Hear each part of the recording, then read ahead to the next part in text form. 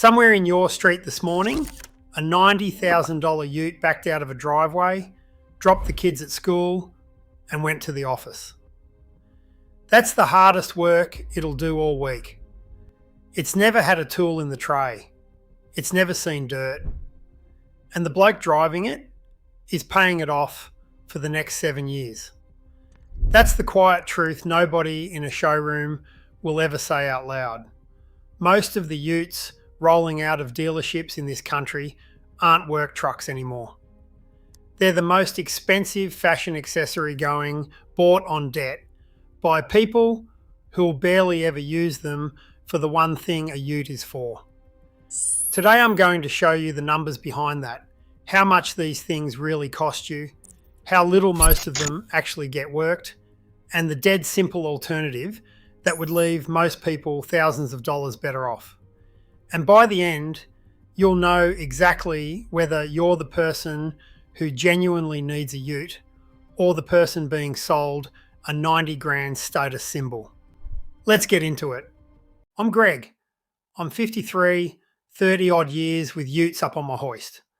No dealer pays me, no sponsor, no badge I'm loyal to. And let me be dead fair right up front. If you're a working tradie, if you tow a big van, or you live out on the dirt hours from a mechanic, this video is not about you. You need a ute, and it's the right tool.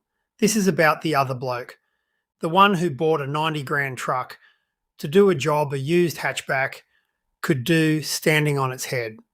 First, how did we even get here? How did the humble work ute turn into a $90,000 object? Because it wasn't always like this. 10 years ago, a top-of-the-range Hilux was about 34 grand. Today, that same flagship is knocking on 72. A Ranger Wildtrak was 30 grand. Now it's 75 drive away, and the Raptor's pushing 97. The price has literally doubled in a decade, and it didn't double because the ute got twice as good. It doubled because they worked out we'd pay it. The ute stopped being a tool and became a statement. We've even got a nickname for it, the Tourak tractor, the giant four-wheel drive that lives in the leafy suburbs and never once puts a wheel on gravel. And here's the tell that the tide's turning. Some months now, the humble Toyota RAV4, a soft little family SUV, is actually outselling the Ranger and the Hilux. People are quietly working out they were sold more truck than they ever needed. And I see it in the workshop all the time. A bloke rolls in with a 2-year-old dual cab, spotless tray, not a scratch on the tub liner, tyres barely worn, and he's come in worried about the repayments, not the truck. I had one tell me, dead honest, that he bought it because everyone at his footy club had one and he felt like a bit of a mug turning up in the old wagon. That's it. That's the reason. 90 grand of debt to not feel like the odd one out in a car park. And he's not a silly bloke. He just walked onto a lot where everything is designed, top to bottom, to get him to sign for more than he needs. Which brings me to who's actually winning here, because it's not him. Now let's talk about how these things actually get used, because this is where it gets uncomfortable. The industry did a survey of 2,000 ute and four-wheel drive owners, and the results are damning. The two most common uses, grocery runs, 57%, and the daily commute, 52%.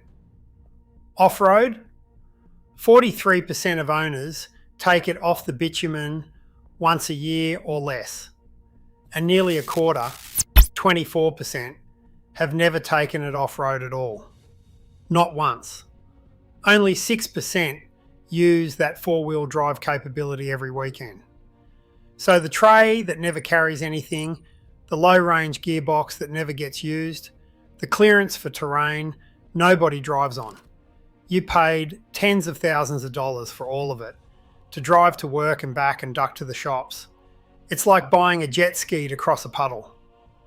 So, quick one, and then the part that'll genuinely make you angry, the money part. If you want the honest checklist I use to work out what vehicle you actually need before you spend a cent, the questions that cut through the showroom sales pitch, it's in my Honest Buyer's Guide. Scan the code on screen and it's yours. Right, let's follow the money. Because here's the trap, and it's a beauty. Most people don't have 90 grand sitting in the bank, so they finance it. And an $85,000 ute on the average car loan rate costs you around $1,778 a month for 5 years. And by the time you've paid it off, you've handed the lender about $22,000 in interest alone. Stretch it to 7 years to make the monthly look nicer, which is exactly what they'll push you to do. And that interest balloons past 30 grand. $30,000 on top of the price just for the privilege of borrowing. You've paid $116,000 all up for an $85,000 truck. And it gets worse because the corporate watchdog just pulled the lid off how these loans are written. And it's ugly. They found lenders writing car loans at up to 127% of what the car's actually worth. Read that again. People are borrowing more than the vehicle's value from the very first day, which means they're underwater, in negative equity, before they've even driven it home. They also found dealers being trained to push balloon payments, that big lump sum parked at the end of the loan, on every single eligible customer, 100% of the time. And more than half of Australians can't even explain what a balloon payment is. So you've got people signing 7-year loans underwater from day one with a lump sum landmine at the end they don't understand. For a ute, they use to buy milk. That's not a purchase. That's a trap with leather seats. And here's the part that should genuinely make you angry. Follow the money and ask who's getting rich off all this, because it isn't the bloke in the ute. Last year alone, Australians took on more than $19 billion in new car loans. $19 billion. That interest doesn't vanish. It flows straight to the lenders and the finance arms bolted onto the dealerships. And the truth the showroom will never tell you is that the car isn't really the product. The loan is the product. The ute is just the bait that gets you to sign it. Every trick, the long 7-year term, the balloon at the end, rolling your old debt into the new one, every one of those makes the finance fatter and you're more stuck. And the bloke smiling across the desk gets paid more the deeper you go. Once you see that the whole game is built to sell your debt, not a truck, you stop being the mug at the footy club and you start being the one who walks away. Now here's the good news, the bit that sets you free, because there's an alternative so simple it's almost embarrassing.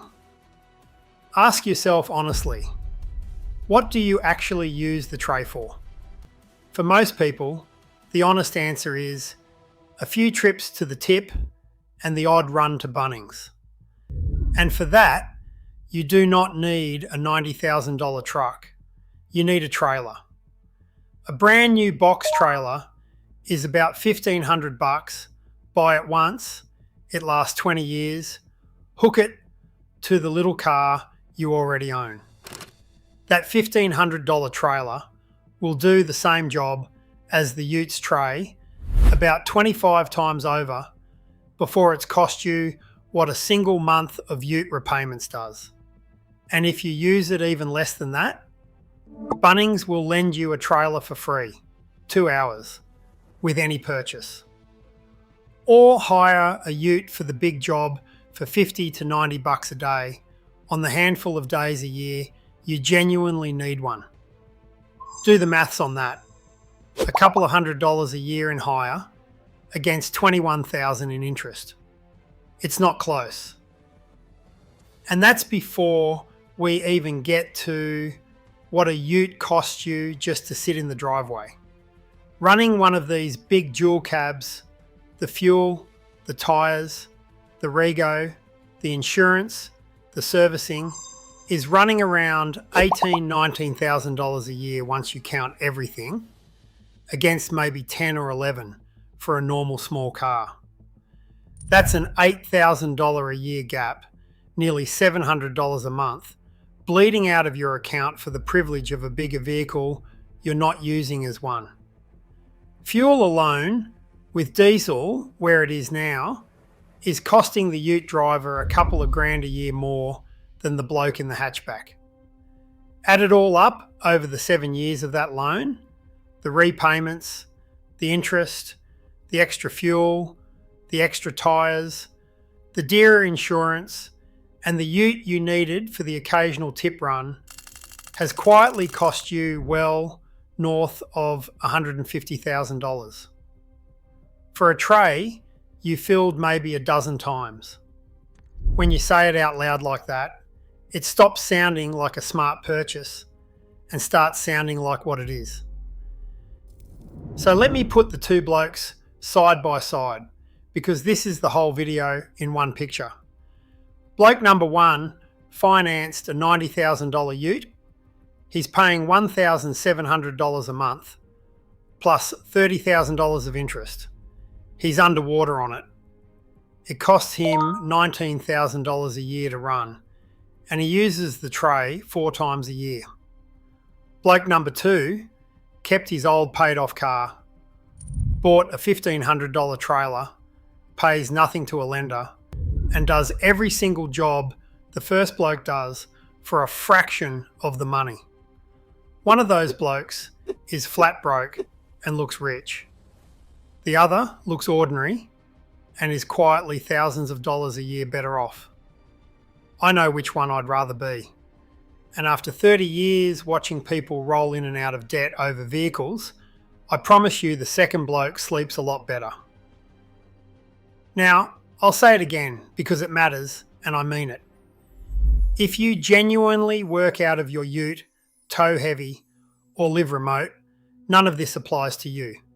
Buy the ute and buy a good one. There are hundreds of thousands of real tradies and farmers in this country who need exactly what a ute does, and no trailer replaces that. The problem was never the ute. The problem is the bloke who finances a $90,000 Raptor to do the school run and one Bunnings trip a month, and then wonders why he's broke. Match the tool to the job. That's the whole secret. And the good news is, people are finally waking up to it. New car buying intention just hit a 5-year low in this country, the lowest since they started tracking it properly, because families are sitting at the kitchen table doing exactly the sums I've just done with you, and deciding the 90 grand starter symbol can wait. The cost of living squeeze has done what my nagging never could. It's made people ask, do I actually need this? Or do I just want to look like I do?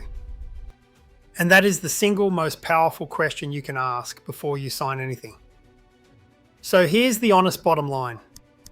A ute is a brilliant tool if you use it as one.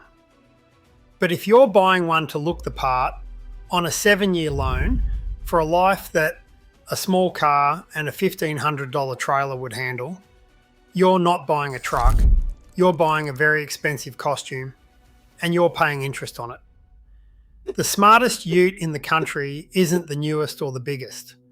It's the one that's paid off, does the job you actually need, and lets you sleep at night. Buy what you need, not what they're selling. So here's the honest bottom line. A ute is a brilliant tool if you use it as one. But if you're buying one to look the part on a 7-year loan for a life a small car and a $1,500 trailer would handle, you're not buying a truck.